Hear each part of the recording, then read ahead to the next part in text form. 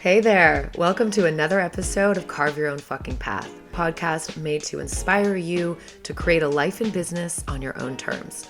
You'll hear candid interviews with people who have boldly decided to blaze their own trail, and the occasional solo show with me, your host. I'm Willa McDonough, on-camera coach, storyteller, and remote video producer. 5 years ago, I moved from my home base of San Francisco to the coast of Portugal, taking a big leap into the unknown. Some called it courageous. I called it carving my own fucking path.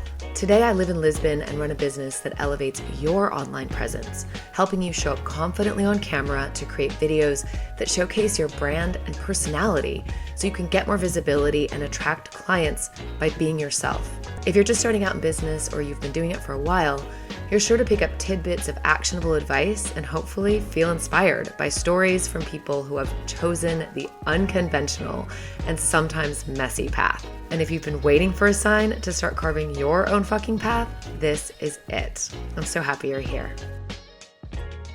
You are going to love my next guest, Jo Watson. She writes brilliant stuff that makes people sound really fucking epic.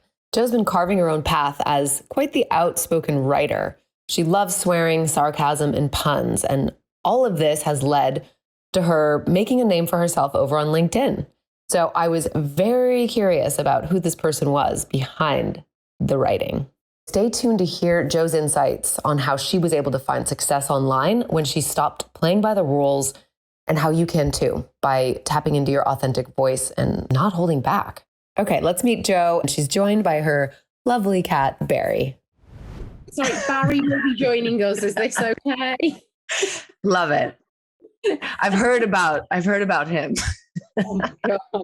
I can only apologize. No, it's awesome. Thank you for being on Carve Your Own Fucking Path. I think you're like the ideal guest in so many ways because you you own the word fuck, first of all. And that's unique. Thank you. I do want to trademark it. I do, if other people say it, I feel like I should get some kind of royalty for it. Or, I want to dive into your backstory. Nowadays, you are copywriter, LinkedIn celebrity, and writing brilliant stuff that makes people sound fucking epic. Yes. So that's the plan. And you're doing, a great job at that. And so your backstory, and I like to say, go back as far as you want. So I know you were a primary school teacher before this. Yes. So. Yeah, I was. I was just never cut out for it, Willow. I don't know why I was in that career. It wasn't something I dreamed of doing. I didn't like kids. I still don't. That's so funny. I can relate. Yeah. Oh God, I just don't like them. No, I don't know why I went into that career. I had tried when I was at university. I had tried to get so many intern programs going. So like working in big corporate organizations, because I really thought that would be me. I thought, I want to be in a powerful place where I'll work my way up there and I'll make big decisions and big changes and all of that. And I never got given anything. Funny story. Well, I think it's a funny story. Your listeners may disagree. I went through the interview process with 3M, the people who make Post-its. Yep. 3M. Okay. I've got stashes of them here. I went through a process. I think I went through 6 interviews with them and assessment stages. And then at the end of it, I just got an email saying, no, we won't be taking you on. And I thought, I've invested so much in this process, not even to get a detailed breakdown of why I wasn't chosen. It was like, no, we just won't be taking it any further. So I was really annoyed and I got over it. But my best friend, Lucy, has never got over it. And since that day, she's boycotted 3M. So she will not have a Post-it note in the house. So anything that's been made by 3M is like, no. I love her strength. Like, the fact that she feels so strongly about it, I massively got over it. Because imagine the path that if they had said yes, imagine where you'd be right now. Well, exactly. These decisions, just completely, choose the direction. But was this in your early 20s or something? Like, was this out of school? I was at university. So, so what, 18 to 21? Yeah. So I will have been applying in my third year in the hope that I'd start something, around about my 22nd birthday, something like that. And I didn't get any of them. And I applied to some really big names and but 3M was the one I really wanted. And I thought like I'd gone so far with them, but I never got it. But like I said, I eventually got over it. But my best friend, Lucy, she will not. She was sitting in the house. She won't use them. Well, I love that. I love her kind of camaraderie. It's just brilliant. She's so committed to it. But no, I did end up in teaching. It's a very, very tough job. I've got so much respect for anyone who does it, Willow. It's hard. It's hard with the kids. It's even harder with the parents, and it's harder still with any regulatory body that's trying to keep you in your box. So like you've got Ofsted who have no clue about what it means to look after children and to educate them, yet still there they are making all the decisions. So so no, I didn't like it at all. I actually grew to love the kids, and that was the best part of the job. I did get to really like it, but just the actual job itself just wasn't for me. So I started working in alternative education. So I worked for a football club over here, a professional football club, and loved it. Absolutely loved it until I got promoted. And then I found out very quickly that there is no real place for women in leadership in professional sport. It is the most sexist place I've ever witnessed. It was almost degrading to an extent. And I absolutely hated it. And I remember my dad saying to me, stick with it for a year so you can get that on your CV, on your resume, and go elsewhere with it and say, I've done a year of management and leadership. What can I go on to? So I did. I used it to the best of my ability. But then eventually I just started building a good write-up. I thought I'm going to use it as a side hustle. I'm going to write for people. I'm really good at it. I enjoy it. So I thought I'll build it as a side hustle. And then eventually I thought I'll go full time with this. I can do this. And then 3 weeks after leaving my beautifully secure job, I found out I was pregnant. Yep. A new business, a new baby. Oh my God. Yeah. That's so intense. It was so stressful. It's so intense, Willow. Yeah. But I didn't have any choice. I had to go with it. I wanted my business and I wanted the baby. And I was like, well, got to keep both. You could do a half-decent job with both. Right. But here we are, several years later. I'm doing okay. The business is alive. The baby is alive. I'm alive. And I've heard you say before that it was like, if you knew that you were going to be pregnant, you would not have left the job. So how does that translate? I guess that, in other ways of like, if we really knew what was going to happen, would we make the same choices? I think it's taught me a lesson that if you wait for the right time, you're not going to find one. It is not going to come along.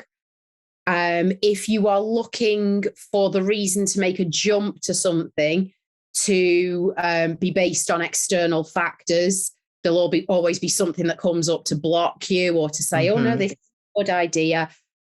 And I think it's taught me the lesson that if you find yourself in a situation, you will get out of it if you have to. And I know that sounds awful. That sounds like, getting out of the situation of having to deal with what my life threw me towards. But no, I had to. I couldn't go back to my job. I didn't want to. I'd left it for a reason. I couldn't go back because can you imagine going back to my boss and saying, I know I left you, but now I'm pregnant. So I'll be leaving again in another 8 to 9 months, but please can I have my job back?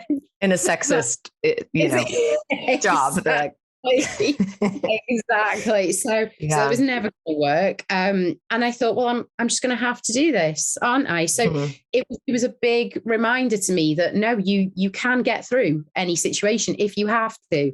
Right. And and I'm so glad it all happened the way it did, because although it was really hard, mentally and physically, it was so hard in the pregnancy stage, in the early days of Lily being born, trying to manage everything, trying to deal with my physical health, my mental health, because that took a battering, it really did.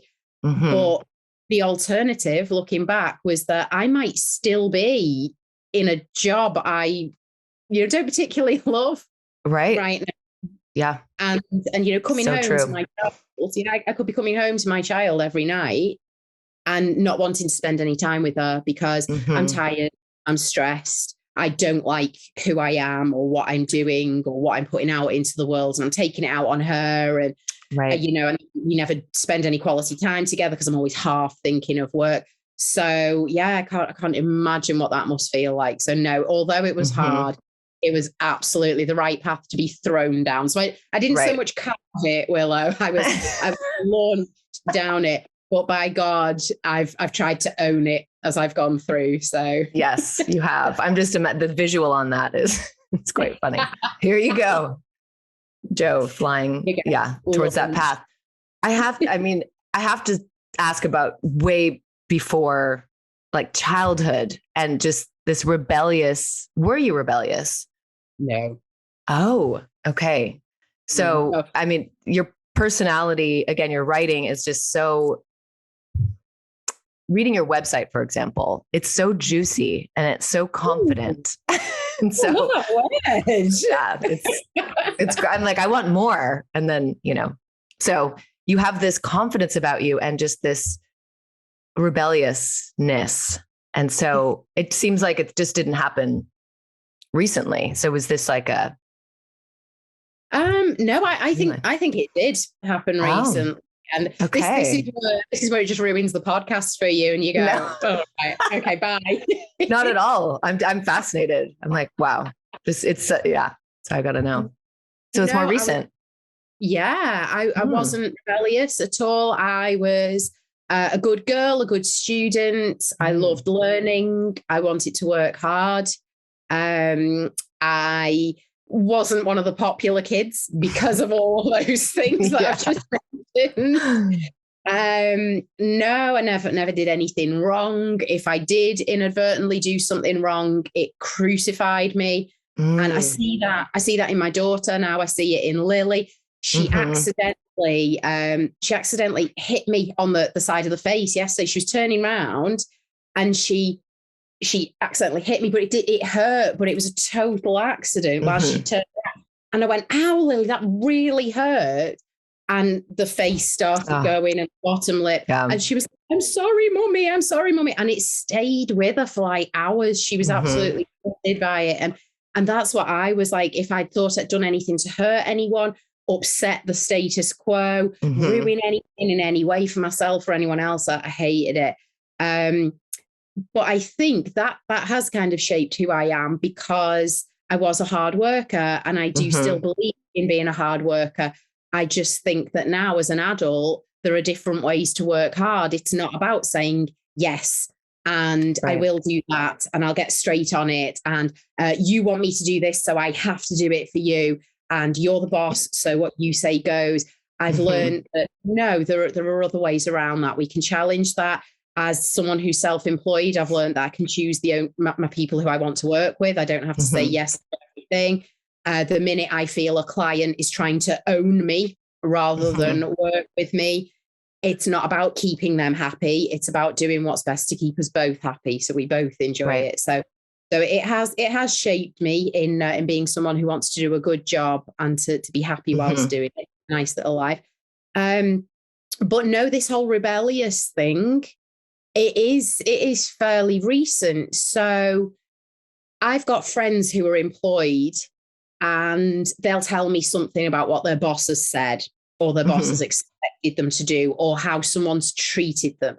And I've got friends who are self-employed who are telling me about how a client has been awful with them. Right. And I will sit there and I'll be like, no, you need to do this. It's all about boundaries. It's all about respect. You need to say this. This is what you need to hold firm on. Yeah, I listen to myself saying that. And I think, yeah, this is absolutely what I believe in and how I run my own business and my own life. But several years ago, I was exactly where they were. I was the one thinking, oh, well, I have to do this. You know, my boss has said we have to stay in till 9 o'clock at night because his report is due. And now I think, well, that's your fucking report, isn't it, mate? Yeah. It's not mine. Yeah.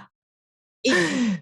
I don't get paid any extra for you doing that report. So yeah, it's weird. I don't know where it's come from. I think, I don't know. I think I've just got to a point where, because I've towed the line for so long and I have been the good girl and respectful and I've played by the rules and I've done everything and it's not necessarily worked in my favor. I've thought, fuck this. I will do my own thing. I will carve my own path. Because I remember as well with that boss, if I did something brilliant, he would come in the next week with a new car or, you know, or he wouldn't come in at the last week of the month because he was going on holiday with his girlfriend. He was just decided we're going to have a spa weekend with my girlfriend. And I think you've done that because I've just signed a big client or because I've completed this wonderful report that puts us in this glowing position. And I thought, no, I am not working hard so that people can pat me on the back and then that's all I get. I'm not, if that. I think sometimes when you start doing well, people just expect it and there's no longer a well done, good work, good job. It's just that's what I expect. I expect you to go above and beyond. And I think there must have just been a turning point where I thought, no, fuck this. I'm going to work hard for myself and for the things that I want. And if I feel someone taking the mick, that they're going to know about it, I will fire right back at them. And it's quite good fun, Willow. It really is. Kind of the great thing about working with wonderful clients now, because I've cherry picked them, I've learned to cherry pick them over time. I've got to a position where I'm able to do that. The downside is that I very rarely have to have a go at anyone. It's just smooth. Yeah, it's smooth. It's uneventful. And, you know, I long for a client to turn around and ask me something really unreasonable so I can go. You need some drama. Yeah, I do.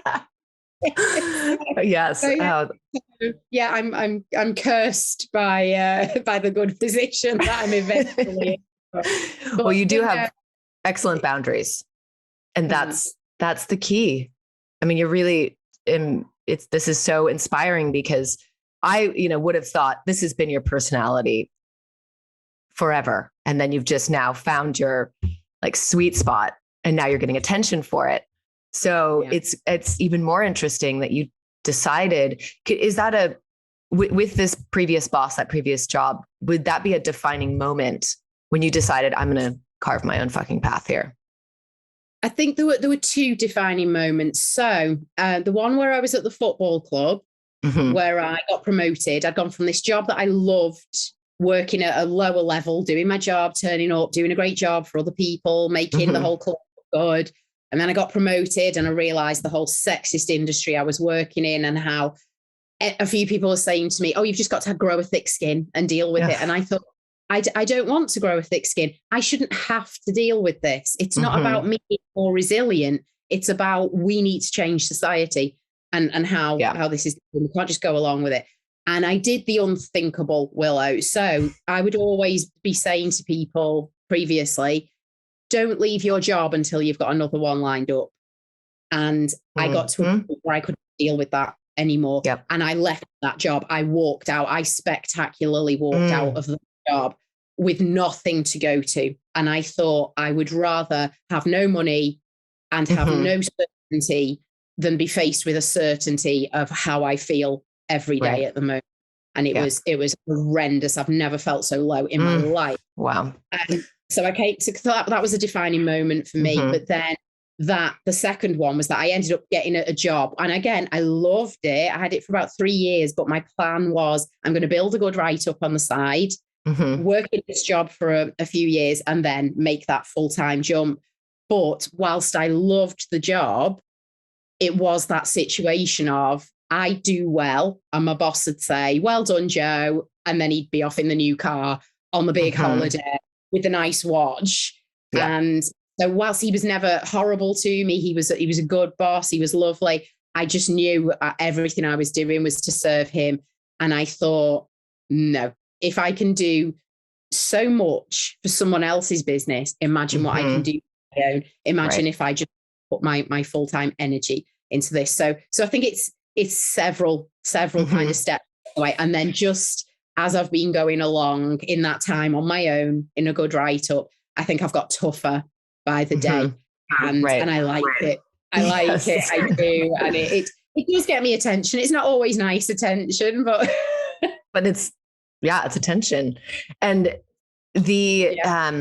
okay, so writing, when did that start? Was this something you did long ago? Was this something you identified with as a strength of yours? Yes, definitely. Okay. I loved it. I loved it. I had so much fun with it.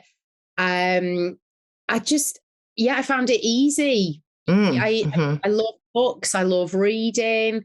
A book was always going to be something I'd want to engage with over anything else. So I was a bit of a geek. So I'm trying to make it sound nice, but no, I was a geek.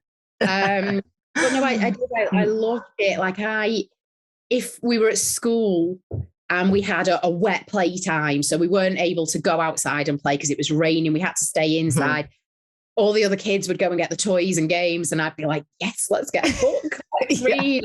So much fun. I really was. Yes. But no, I loved reading. I loved writing. And I had a bit of a dark sense of humor even back then, because my auntie and my mum and my dad have kept hold of so many of the stories I wrote funny. When I was younger. And I laugh at them and think, oh my God, I wrote that. And then there's part of me that thinks if a therapist ever saw this, they would have a field day. I had just had a really dark sense of humor. Maybe it's for a future podcast that I may share some of the early work. I'd love to read it. But they were funny. But they weren't about flowers and lovely houses and stuff like that. They were a bit dark. But I enjoyed it because I enjoyed the impact that my writing had. And I remember helping my mum with things. So my mum, both my mum and dad have always had this really strong work ethic. They've always worked every hour, every job, sometimes several jobs at once. Right. And I saw that. And I remember that my mum was working 2 jobs and she decided to go to university as an adult. So she had me and my brother, 2 jobs.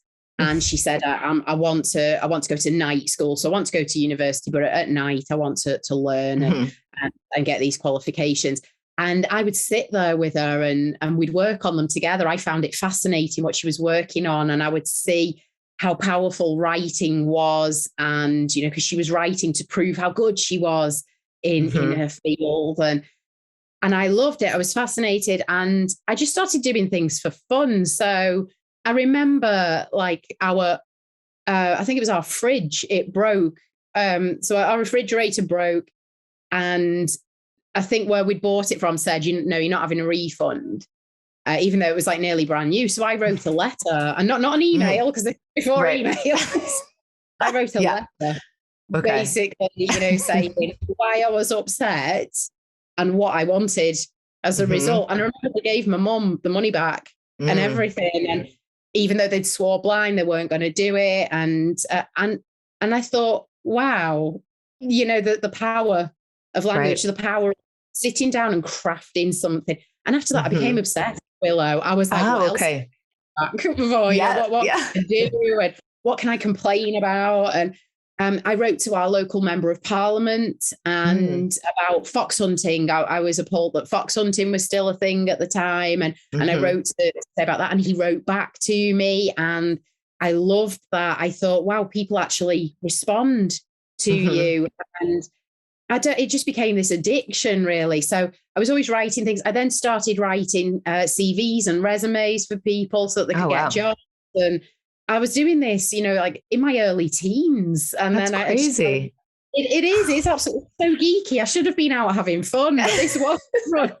This was fun to me. Yeah, that's the thing. It's your passion, you know, and I absolutely love that. Yeah, seeing that what I would create would have an impact and an output. And there was such a sense of achievement and pride from that. So I just kept doing it. And then it got to a point as I was an adult where I thought, I could make some money doing this. So I did. Right. And now you are. My own business. Yeah. So now, I write for people and it's not a favor anymore. It's not for fun. It's over my head. Exactly. And how did you develop your voice? I mean, was that something that can you see that it was like back then when you were in these early days writing, or has it just been a transformation? I think with the sense of humor always being there, it must have always just been something that was me. But of course, when you're young and you're at school and when you're in the early days of a professional career or you're growing up in society, you know that you've got to be very formal and you've got to, do everything just so. And that's great. And I think that really, really helps me. I think such as when people do complain and they write letters of complaint, I've said to them, well, please make sure you do tell them in the letter, what is the outcome that you want? Because if you're just going to rant at them and have a go and say, I don't like this and another thing, and this is what I was unhappy about, and you don't actually give them something actionable to work on, it's a waste of your time and theirs. So I fully appreciate the structures and the formalities we have to go through. It's confidence over time that has allowed me to just be a bit more me in these things and to have a bit of fun with it. It does get me in trouble, Willow. You probably see yourself some of the comments I've made on LinkedIn. I do sometimes write them and think, what have I done? And it's too late to do it now. Yes. But okay, so LinkedIn, you've been on there for how long? I'm semi-newish. So how long? I mean, you have quite a few followers and definitely, like you said, minor celeb.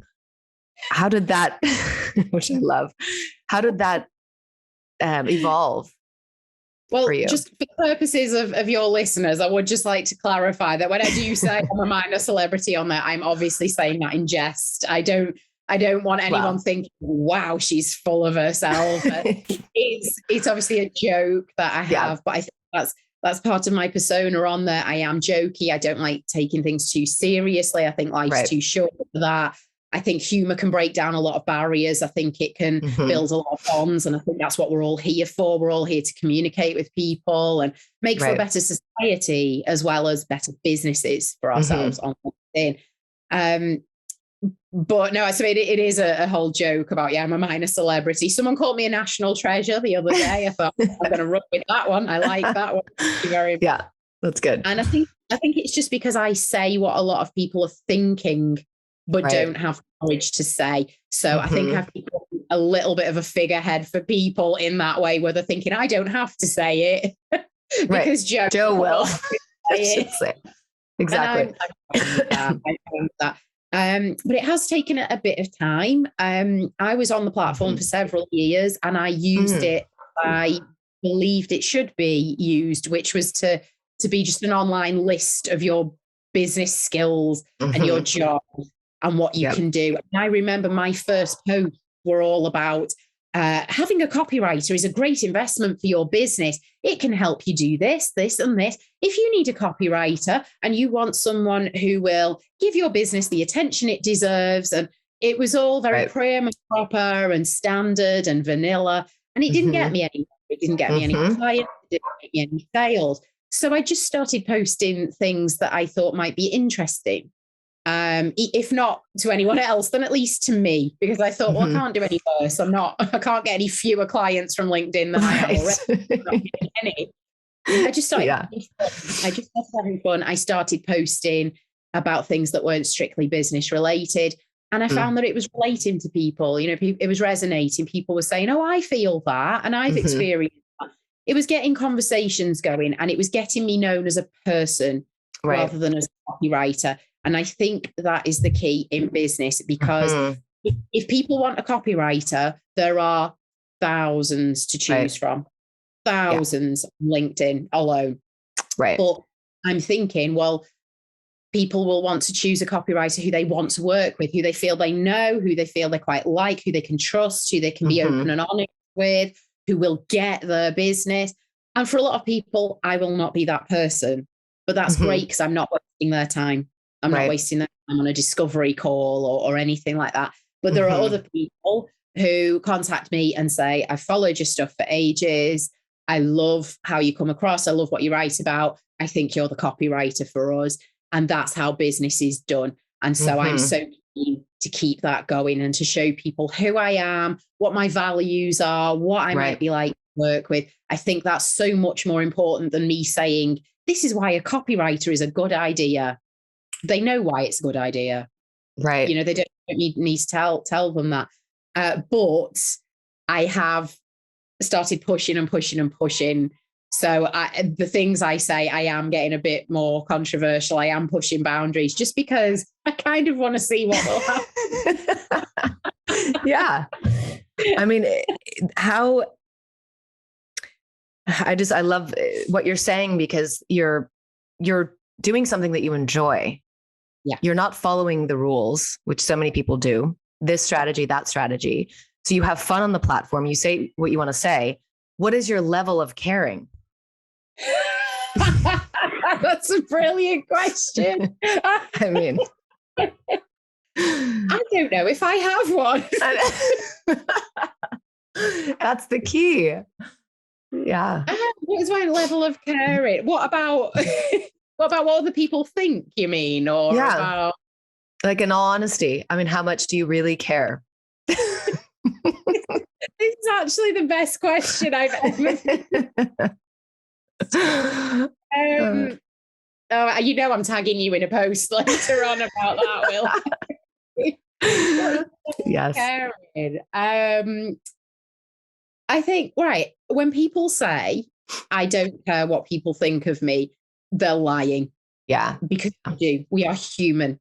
Regardless of our personality and how we go about doing things, we are human. And we have to have relationships to survive. We do.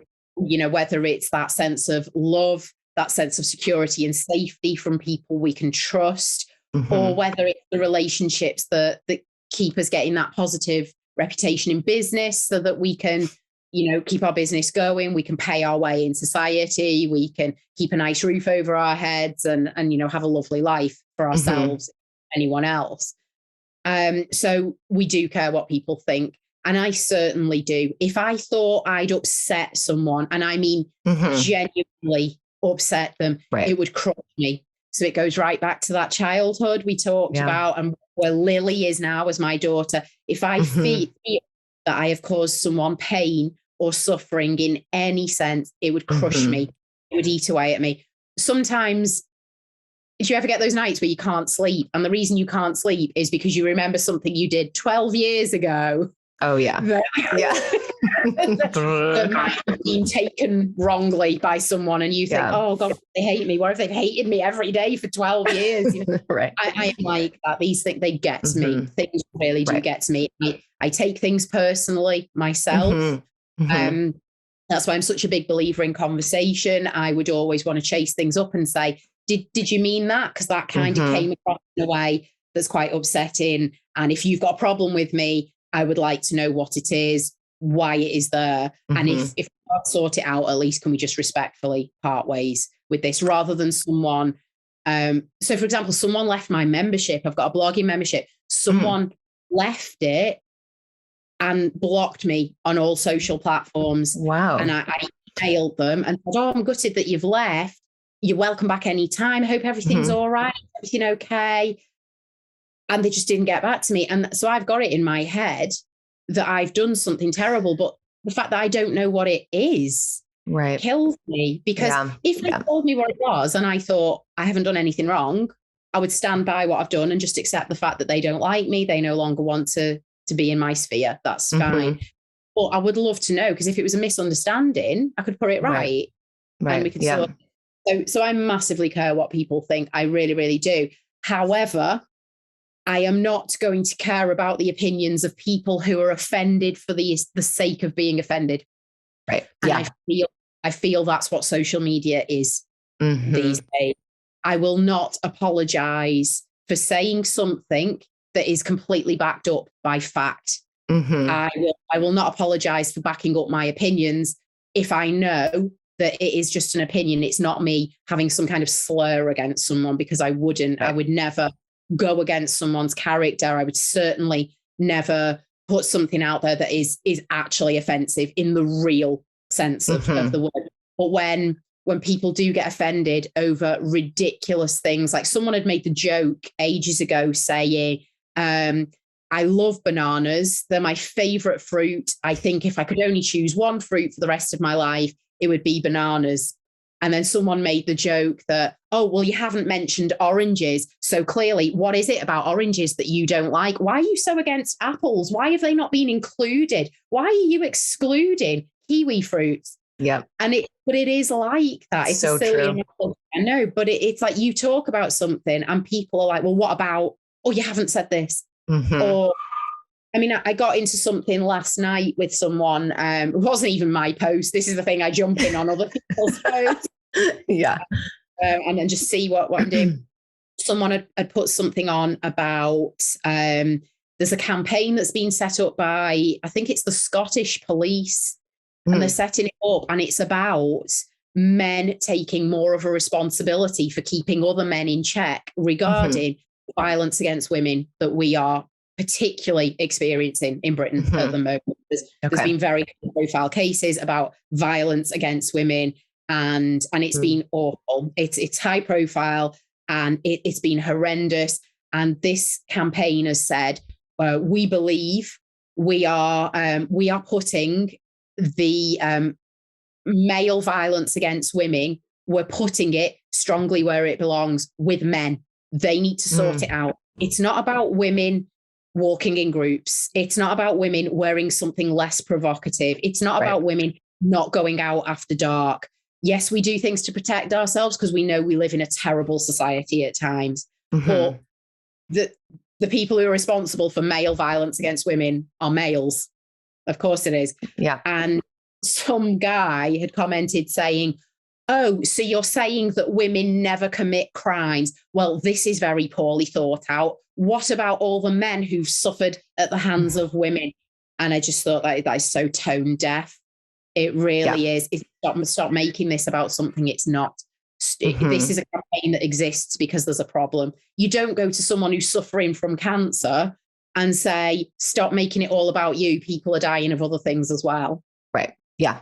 It's about focusing on a problem at a time and dealing with it, and realizing that male violence again. I'm sorry to get all political on your podcast. No. This is real stuff. I mean, this is a huge issue. It really is. It's terrifying, and nobody's saying, women don't commit crimes. No one's saying that men aren't the victims of violence. They are. Right. You know, but there's a massive, massive issue we have to take action on at the moment. And this guy flying in with that. So I thought, I'm going to rip this guy a new arsehole. I really am. Yeah. And you did, I'm assuming. Yes. And I did. And this was on LinkedIn. This sounds like a Facebook thing. Okay. Oh, no, well, LinkedIn's worse. I know people say, oh, this isn't Facebook and all of that. LinkedIn is so much worse because LinkedIn community standards are awful. You can, I was talking about this the other day in a blog. If you call someone a misogynist, you can have your comment removed and you can be banned because it is seen as bullying and harassment. But if you call a person a misogynist and you've done it right, because you shouldn't call someone something if they've not done it. Don't accuse someone of a crime they've never committed, obviously. But someone can write misogynist comments. Someone can have this awful attitude to women in a public domain, say horrendous things, be incredibly sexist. That doesn't go against standards unless they use the word fuck. That's crazy. If they say, you need to shut your fucking mouth, you stupid woman, that might get thrown off. If they say you need to shut your mouth, you stupid woman, no, that's okay. That's okay. But if someone says that is so misogynist, you cannot behave like that because you've called them a misogynist, you can be removed from the platform. Okay. So it's just keywords. Sounds like there's no tone. It's just the words. Keywords. It's keywords. Wow. And it's awful because you can imagine how things just get massively out of hand. And I've had comments deleted, reported. I had a post removed that spoke out against the racists we had after the football over here, where we had a massive issue with racism. It was awful. And I was one of the many people who spoke out about it. And I got my post deleted for calling a racist. Wow. That I just spoke to someone yesterday. He had his whole profile taken down because he was using some software he had deleted a long time ago, but it was still detecting it. Okay. And so they shut it down completely. And he luckily, and he's a storyteller. I mean, he's not posting anything controversial at all, but he luckily had an email list, and took his contacts from there because now the platform is completely gone. That's terrible. People build a livelihood on there, Willow. My entire business is on there. If it goes, I really am in trouble. I'm not afraid to admit that. That is where I get so many of my clients, my referrals. It's where I build my relationships. It's where I share my own content. It's where I can share what kind of writer I am. I can show how good at writing that I am with my stories on there. Right. And it's terrifying that it's being taken off the wrong people. You use some software, so we're banning you, but someone can go on there and be the most hideous human known to man. Right. And be okay. Yeah. And it's okay. Yeah. And it's okay because they're not swearing. And they're not, they're staying below the radar. It's frightening. It's absolutely frightening. But that is scary. And so going back to the swearing, I didn't know that was actually a big no-no. I believe it depends. I think you can largely get away with it, but if someone reports you for that reason, they will likely take it. So if I said, oh, I had a fucking brilliant time on Willow's podcast, it's unlikely that LinkedIn would pick it up because I think they do kind of just let things go on words like that.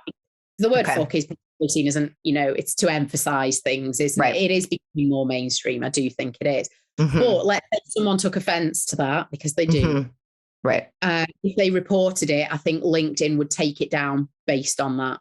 Okay. So it's a risk.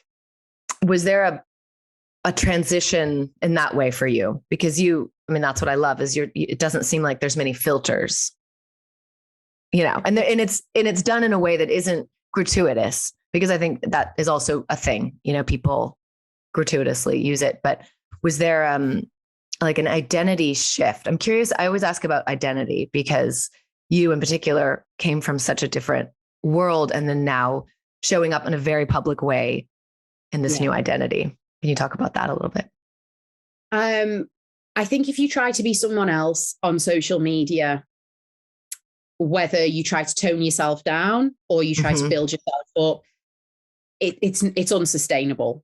You can't do it. You will always fall short. And if you don't fall short or come across as fake online, when people then meet you in real life, hopefully do business with you, they're going to realize, no, this isn't the same person. You need it to be, especially when you're working with people or perhaps just forming friendships with people. I've made a lot of good friends on LinkedIn.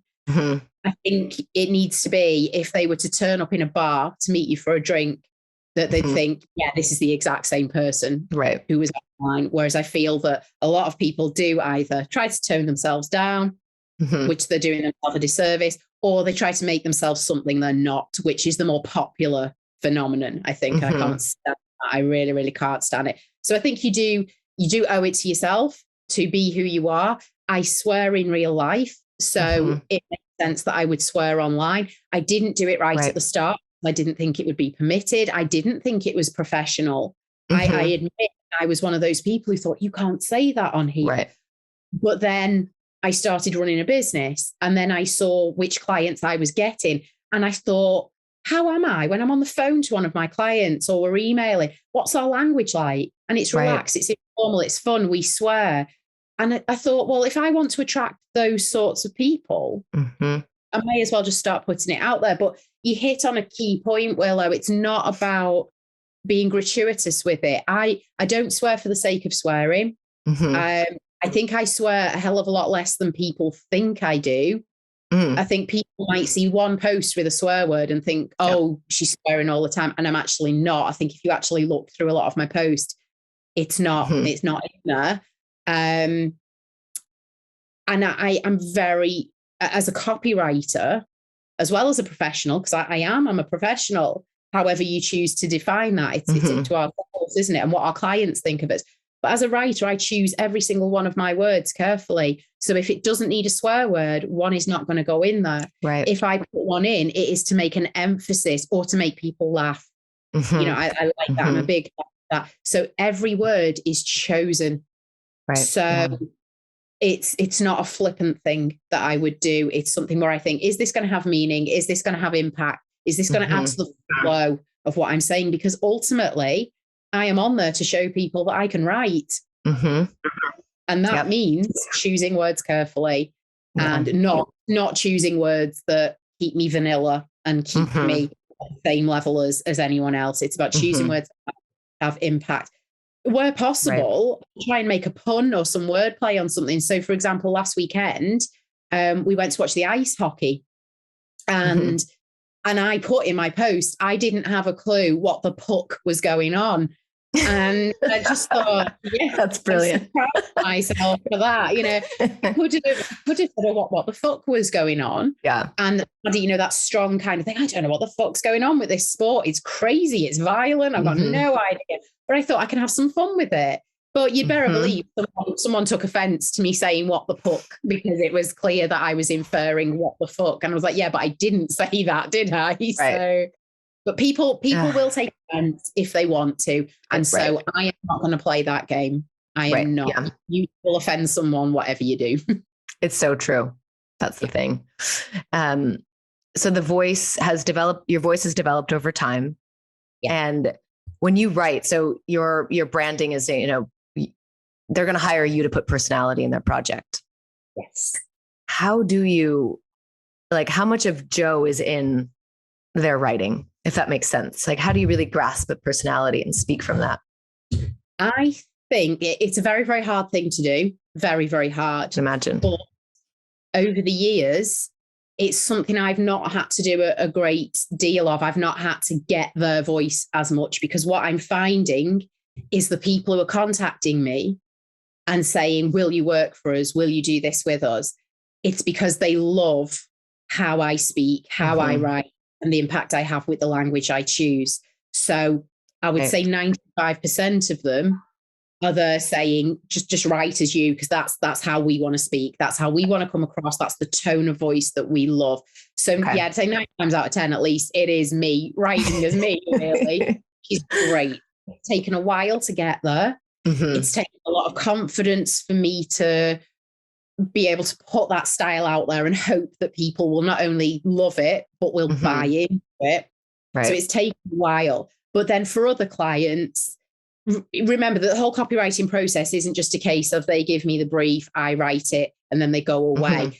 They come back with it and say, can we add this? Can we take that away? Or I don't think we can make that joke, or I don't know if that will get across in the way we think it will. So there's always that editing process. So sometimes I make jokes in my clients' work, and they'll say, oh no, we'll have to cut that one out. I think that one might be pushing it too far. Right. And that's fine, is it? And that's me acting on their feedback to get into their voice. And then in the future, I know what the level is then, because I've worked with them before. I know what boundaries we can push, but likewise, I know what things we've got to stay pretty standard with. So it's nice. And being picky with projects, it gets you into that good position of not having to think, oh my God, how do I write like a 59-year-old accountant? I just don't use the 59-year-old accountant because I don't feel I can speak on their behalf. So And you've said as well, you don't have an ideal client, you don't have a niche. at this point. It ultimately is down to who do you really want to work with and have the most fun.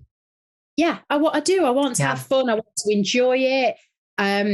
I like the idea that, let's say, I mean, one of my clients did email me at 11 o'clock last night. Now, I would never go, oh, if it was your boss in a previous life, I'd have gone, oh, it's 11 o'clock at night. He's emailed me. I have to do the work now, that kind of thing. I think I would slap my past self. Yeah, definitely. I would absolutely slap the shit out of them for having that. I must do it now for someone else, even though I supposedly clocked off 6 hours ago. Well, my client emailed me and I was so excited with the change she wanted. She said, oh, can we try this in my web copy? Can we try this next time you're on the project? Can we try it? And I was so excited. So I did it last night. And she was like, what are you doing? She emailed me this morning saying, what the hell were you doing? Why weren't you in bed? This could have waited till next week. And I thought, no, it was fun. I was excited what you suggested and I wanted to do. And that's telling of the fact that you've chosen the right clients and that the right ones are choosing you. I just, it is important to have fun. And that's why I don't want to have an ideal client, because I feel that I might be missing out on some great ones because they don't fit in the box that I've defined. So did you know what? I talk about the 59-year-old accountant. There have been people in finance who've come to me saying, I want to work with you. Now, traditionally, I would have thought, no, I don't work in finance. I don't like it. I don't enjoy it. I don't understand it enough. But if I really like them, why would I turn it down? Right. And so I've got this great range of clients who are doing different things. One is a biochemist. I know nothing about the bio or the chemist side of it. At all, but he loves me and how I write, and he wants to make his work more relatable to people who don't know about these things. So that's why he wants someone who has no clue about it to try and put it across in understandable terms. But if I'd have had that niche, or I'd have had that ideal client, he wouldn't have fit into either of them, and I would never have had the opportunity to work with him. Been working with him for 3.5 years. Wow. So to think that I never have met him, it's awful. Yeah. And you're going against the grain again, being rebellious. And I think that is why it's working, because you're showing up much more authentically rather than following some rules and putting yourself in a box. Yeah, definitely. So that would be advice. If someone wanted to follow in your path, would you give them that same advice? I would, but I would say, don't worry if you don't get there straight away. Follow that path by all means, but don't worry if it takes you on a couple of little detours. Right. Don't worry if confidence gets knocked a little bit. Don't worry if your boundaries get pushed a little bit in the first instance, because I think, as with everything, experience is key. And like I said, I am where I am now in my business, but I wasn't there the minute I went into business. I've had to learn lessons. I've had to test things out. I've let boundaries slip because I've thought, oh, this'll be okay. And then in some cases it has been okay. But in other cases, it's bitten me in the ass. And I think, well, that was my fault. I shouldn't have let that happen. But I enjoy the lessons I'm learning. It's like everyone said to me at the start, oh, you can't charge up front for what you're doing. No one will pay. And I thought, okay, right, that's fine. People obviously don't charge up front. That's fine. And then I thought, well, actually, no, I've bought from people where I've charged up front. Yeah. And even when you go and get, your groceries and your shopping, you don't, go and use the cleaning equipment or cook the meals and then go back to the supermarket and go, yeah, that was great. Here's the money for everything I bought from you last time. You don't do it. So likewise, you buy a car from someone, you give them all your details, you don't keep the car for a month and then go, I'll pay for that. You put a deposit down, it's about how you choose to use business, and to think, well, a lot of businesses do actually charge up front. But I didn't at the start, because everyone said you can't do that. You can't charge up front. It's not right. And people don't like it. But then I had a client who I did £2,000 worth of work for, and he disappeared off the face of the earth. Awful. And as well as him having that work and then, no doubt going out and building a business with it because he's got all this copy, doing it somewhere under a different name, whatever. I've also lost that time and energy that I've been sitting there working on it for him. And so I changed. I learned from that mistake. I thought, I'm going to enjoy this. I could sit here and wallow, which I did for a bit. Of course. Or I could learn from it and I could totally change what I do. And now it's right now you pay up front. If you don't trust that I'm the right person, please don't trust me. Go somewhere else. That's fine. I am not going to take offense. I get why some people wouldn't want to pay up front. So I get it. But the majority of people go, no, that's fine. Yep. Here you go. Weeds people out. And that's the thing. Yeah, it does. Setting your own rules. It does. That's the thing. It's an enjoyable process. You hurt a little bit at the time, you take the knocks, but you learn from the mistakes and you think, I am stronger for that. And I'm glad I've changed things on my own terms because of what happened to me rather than doing what everyone else said I should do. So I think, carve your own path, but don't worry if it gets to that destination straight away. It won't. But try and do it if you can. Try and keep moving forward. Definitely. So that brings me to one of my last questions. What are you most proud of? I'm proud that I'm still here, Willow, because I think it's hard for business owners anyway. So many of them fail within the first couple of years. So I'm proud that my business is still here. I'm proud that I think I'm a good mum, despite the fact that I never thought I would be. It wasn't something I planned on doing. I never said never to having kids, but it wasn't something I was desperate to go out and do. I would have liked to have tried building my business first and then seen where it took me. But then I might have never gone with it. Had it not happened, I might constantly be saying, I should just do another year. I should just get another year of trading under my belt. And then the pandemic hit and I would have gone, I can't have a baby now. Right. I can't do it so now. True. It would have kept pushing me back. And she is, I'm not going to be all, she's the best thing that ever happened to me, because I find people a little bit patronizing when they say that. I'm like, no, you were still a person before that baby came along. But she is amazing. And I love who she is turning out to be. And she's fantastic. Of course, she's everything to me. But my business is also everything to me. Yeah. So I'm delighted that I've kept them both alive. Yes. I love that. I'm glad that my business has got personality. I'm glad that my baby's got, she's 4, but still my baby. She's got this personality. I'm grateful that I got through, and I'm proud of the fact that I made it through, because I did not find any of it easy. I struggled in pregnancy, and I struggled when the baby arrived, and I developed, I didn't have postnatal depression, but I developed severe anxiety, and it was just awful. Wow. It was like I was being eaten alive from the inside out. I couldn't enjoy anything. I couldn't relax. I couldn't rest, because anytime something went well, I was just waiting for the next blip. I found she was a difficult baby. It's not her fault, obviously. Yeah. Right. Newborn struggle. She struggled medically with things, and it made things very, very difficult. I felt alone. I felt like everyone else was doing it better than I was.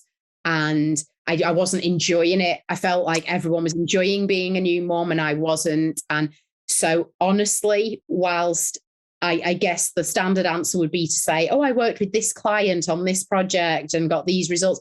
It's not about that. It's the fact that I've kept the business and I've done well with it. I've got a beautiful little girl who's doing remarkably well, and I'm here.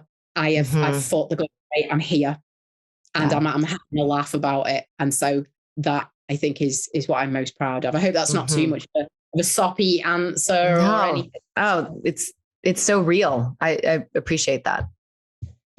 Because that's what we need to hear, is the truth about these things. And we can look at people, especially online, and make assumptions that everything has just been perfect. And I mean, again, I'm looking from the outside in, thought, she's been doing this forever, and just makes it look easy. So it's, I mean, I'd hope I make it look easy because I'm genuinely having fun what I'm doing. But But I haven't always been like that, as we've talked about, either as a kid, a young adult, even in my own business, I haven't always been like that. It's been a slow process of becoming more confident, growing into what I can do, realizing that I am more in control than I think I am, and just trying to get through each day as it is. And I have down days, I have bad days in motherhood, in business, in just life in general.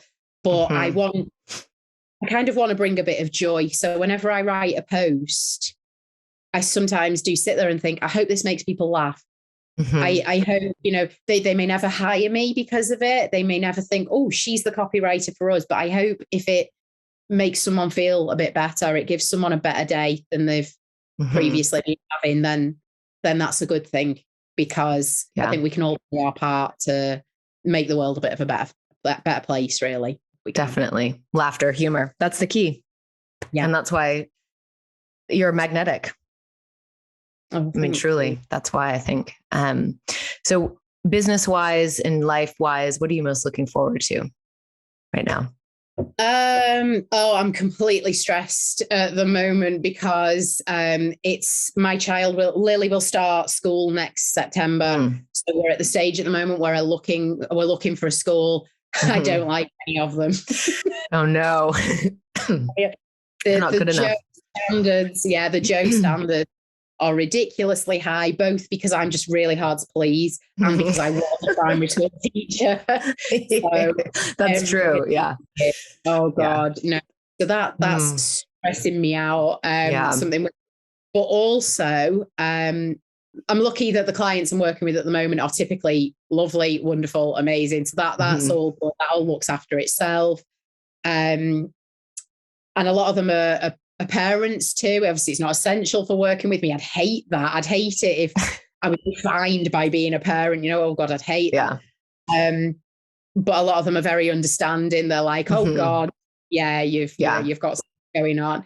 But I'm writing a book, and yes, I know everyone's writing a fucking book. But you need a book. Everyone's writing one. Yeah. Put it on. What's your book about? I am actually writing one because I just thought, well, I help people write theirs. I will edit people's books for them, and I should write my own. I'm a writer. I've got stuff to say. So I am writing a book, but it's very, very lighthearted, as you'd probably expect. I'm writing a book about drawing the parallels between running a business and having a small child. Oh, wow. And how largely both of them are a bit shit. Yeah. And it's kind of like, if you can handle this with your child, you can do it with your business. It's fine. I'm sorry, drawing the parallels, the similarity, how they're not different at all. So I thought it'd be a good book for people who are running their own business and they may have a baby on the way I did, or they may have small children and they're trying to balance the whole, how do I run my own business and have a small child running around the house? Likewise, it might be fun for people who are already parents and they're thinking of starting their own business. What else can we draw? So it's just very anecdotal. It's silly. It's just designed to be a bit of a giggle and maybe to give some business advice in there every few pages or so. But I need to sit down and write it. I've been looking at the same 10 chapters for about a year now. So okay. For about 40 more. 40 more chapters. They're only short. Don't worry. They're only short. They're not short enough. A year isn't that long, actually. I hear people 7 years, 8 years. I'm like, God, just get it done already. No, don't say that to me. Because if you say, it takes the average person 7 years, I will wait another 6 years. I know I will. I'll just not do anything and go, well, Willow said I could get another 6 years before I write it's fine. Yeah. Have you declared it? I have. I've declared it because I thought that was a big thing in actually getting it done. It's like when you tell everyone you're going to lose weight, and everyone goes, no, you're not. If I declare it, I have to do it. I have to hold myself accountable. So I have, I've invested some money as well as some time into making sure that when it's produced, it looks beautiful. I have had a publishing offer, which is great. Wow. It's so hard to get one. but I'm toying with the idea of self-publishing as well. Yeah. So I don't know which way to go. But I'm 40 in January, and I've said, no, I want this out when I'm 40. So it has to be out by this time next year, Willow, or I failed. Well, this January. So 2 months, 3 months. Yeah. I have to. Well, first I was thinking it has to be out by my birthday. And then when I realized that's not going to happen, it's got to be out in that 40th year. So I've got to next December. Yeah. Okay. Plenty of time. That's huge. And you're only 40. I mean, so young. That's what I keep telling myself. Yes. That's what I'm telling myself. Yes. It's got to be the new 50. That's what I hear. It is. Yeah. Yeah. That's what I believe. So no, it's a bit of that's exciting. Yeah. Well, I'll get on with it, and I'll let you know when it's released, of course. Thank you. I'll be following you for sure. And I'm definitely hiring you. I've already made that decision. Oh, nice. Fabulous. I will offend all of your clients. No, I love it. I'm just, Where can people find you? LinkedIn, for as long as I'm not banned. So get me while you can. Get me while you can on there. My website is agoodwriteup.com. I am on Twitter, but I don't really do a lot. It's like I can post something on LinkedIn and get so much engagement. I post the same thing on Twitter, nothing. Crickets. And that's not it's not good for my self-esteem. So I don't do that. But no, my website is a great place to go. I'm going to start taking my mailing list seriously. So I've got a mailing list at the moment, but it's like you said about your friend before. Thank God they had a mailing list when they got kicked off. I need to prepare for that eventuality. So I am going to start taking my mailing list seriously. There is a big subscribe button on my website if people do want to follow. And I only send like one a month. I'm so lazy. Like most people are like, oh, you have to send one every day. And oh, God. You'll get. No, it's always, what can you put your energy into? Quality over quantity. Yes, definitely. It's this one. I'm on a mailing list of a friend and I love them. And that's why I'm on the mailing list. But they send one every day at 7 a.m. That's crazy. I can't even imagine. And I see it flash up and it'll be like 7 a.m. The little email icon will be there and I'll go, well, I know who this is. So I'm not going to read it. Right. Wow. It's frightening. They're going to know. They're going to listen to this podcast. They're going to know who they are now, aren't they? But, But in my defense, I have said to them constantly, stop sending emails every day because they lack impact. If you're emailing someone all day, it loses impact. Definitely. Email someone once a month and they'll think, oh, what are you going to say? So, right. And really quick about consistency.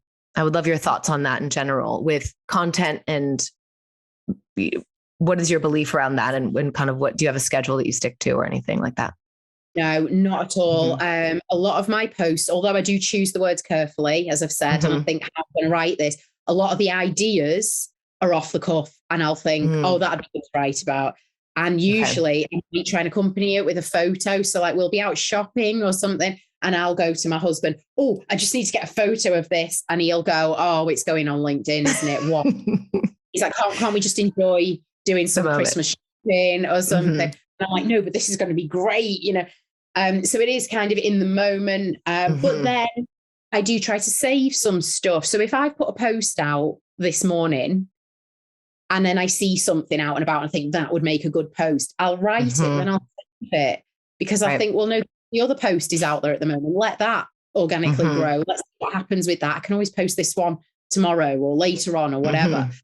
But likewise, I'm never going to post something just for the sake of it. I'm not going to sit there and say, I haven't posted in 3 days. I have to say something because it's like you said, it's that quality over quantity. I would rather people saw my posts and thought, oh, what's she written, rather than, oh my God, it's another one from her. So I don't want that. I don't want that. I just think let's be a little bit more free and easy with it. And I think if you're that worried about not being visible on there, and I know a lot of people are, and that's fine. You're thinking I've got to say something. engage with someone else's content. Right. You know, go and have a look at someone else's post. Look at your feed. What's in there? What can you contribute to? What can you add to? What can you give a different opinion on? What can you support? What can you give a few words of encouragement for to someone else, or say, well done, this is amazing, this is inspiring? Because it doesn't just have to be about you starting the conversation. We need to be continuing the conversations with other people. If we want people to engage with us, we have to engage with them. So yes, do that. I love that. Your own stuff. Yeah, it feels really good too. I love the engaging, and just sometimes it's coming from the shoulds. Yes. You know, and I find that, stop shooting all over yourself. Yeah. I love that.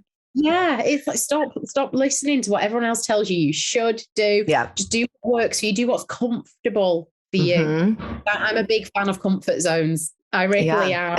You know, they're comfortable. They're fucking comfortable. So if you don't want to come out of it just yet, don't. Right. Yes. That's such great advice. I love that. Thank you. This has been so much fun, which I knew it would be. Oh, I've been so looking forward to it. Well, I really have too. So much. It's been brilliant. Thank you. That brings us to the end of this episode. Thank you so much for being here. If you enjoy the show, please rate and review on Apple Podcasts. It makes a big difference for visibility. And even better, share this episode with a friend. And don't forget to subscribe so you never miss an episode every other Wednesday. If you're interested in working together to elevate your online presence, I'd love to hear from you.